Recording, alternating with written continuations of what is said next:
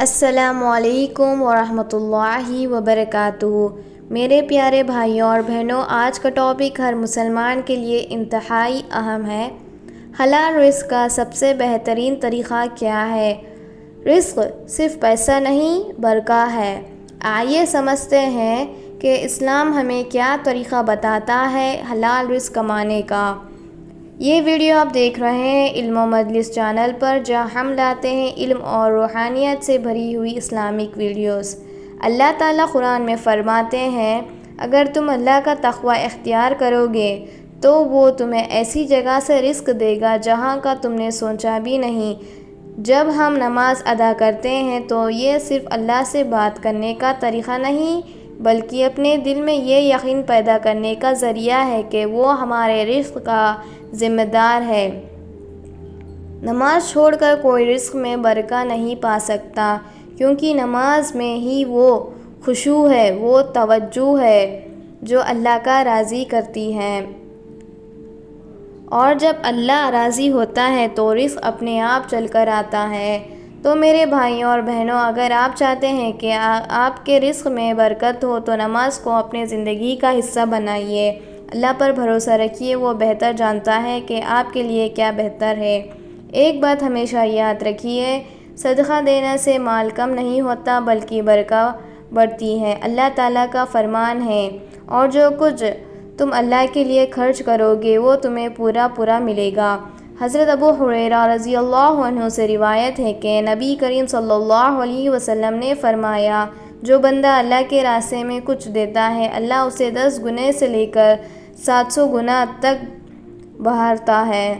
صدقہ صرف پیسے کی شکل میں نہیں ہوتی، کسی کے چہرے پر مسکان لانا، کسی کی مدد کرنا، نیک کام میں حصہ لینا، یہ سب صدقہ ہے، اور یہ سب چیزیں آپ کے رزق میں برکت کا باعث بنتی ہیں۔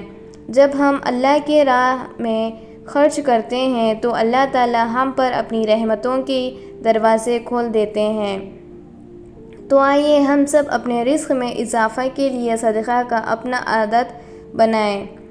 اسلام میں محنت اور ایمانداری کو بہت اہمیت دی گئی ہے۔ نبی کریم صلی اللہ علیہ وسلم نے فرمایا، سب سے بہترین رزق وہ ہے جو آپ نے ہاتھ کی محنت سے ہو۔ محنت کا مطلب صرف یہ نہیں کہ ہم کوئی بھی کام کر لیں، بلکہ یہ کہ ہم اپنے کام میں ایمانداری ہو، محنت سے کام کریں اور کسی کے ساتھ دھوکہ نہ کریں۔ آج کے دور میں لوگ شارٹ کٹ ڈھونڈتے ہیں، آسان طریقے سے پیسے کمانا چاہتے ہیں، چاہے وہ طریقہ حلال ہو یا حرام۔ لیکن یاد رکھیے، حرام کمائی سے آپ کو دنیا میں فائدہ ہو سکتا ہے لیکن آخرت میں صرف نقصان ہے۔ اگر آپ کوئی بزنس کرتے ہیں تو اس میں ایمانداری سے کام کیجیے۔ جب ہم ایمانداری سے محنت کرتے ہیں تو اللہ تعالیٰ ہماری محنت ضائع نہیں کرتے۔ تو آئیے ہم سب اپنے کام میں ایمانداری کو اپنا شعار بنائیں اور حلال طریقے سے رزق کمائیں۔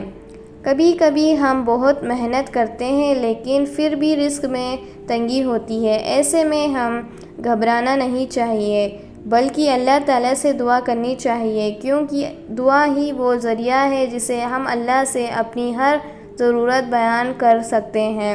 حضرت نوح علیہ السلام نے اپنی قوم سے کہا، اپنے رب سے معافی مانگو، وہ تم پر آسمان سے بارش بھیجیں گے اور مال اولاد میں اضافہ کریں گے۔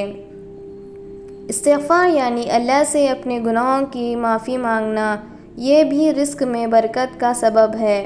جب ہم اپنے گناہوں سے توبہ کرتے ہیں تو اللہ تعالیٰ ہم پر اپنی رحمت نازل فرماتے ہیں اور ہمارے رزق میں اضافہ کرتے ہیں۔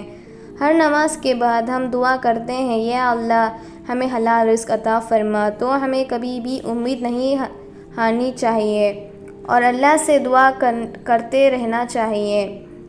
حلال رزق کا مطلب صرف یہ نہیں کہ ہم حلال چیزیں کھائیں اور حرام سے بچیں، بلکہ یہ ہے کہ ہم اپنی پوری زندگی اللہ کے حکم کے مطابق گزاریں۔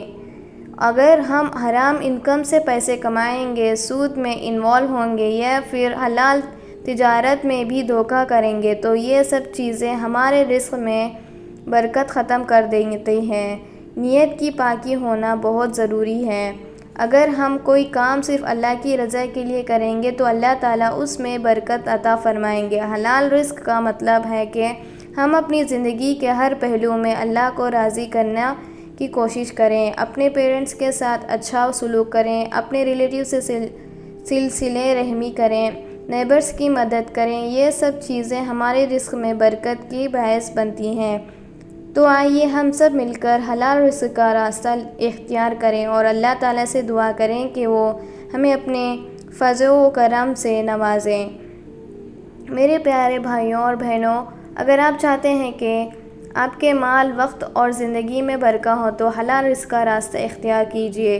ایمان، صبر، محنت اور دعا، یہی اصلی فارمولہ ہے کامیابی کا، رزق میں برکت کا اور اللہ کو راضی کرنے کا حاصل کرنا۔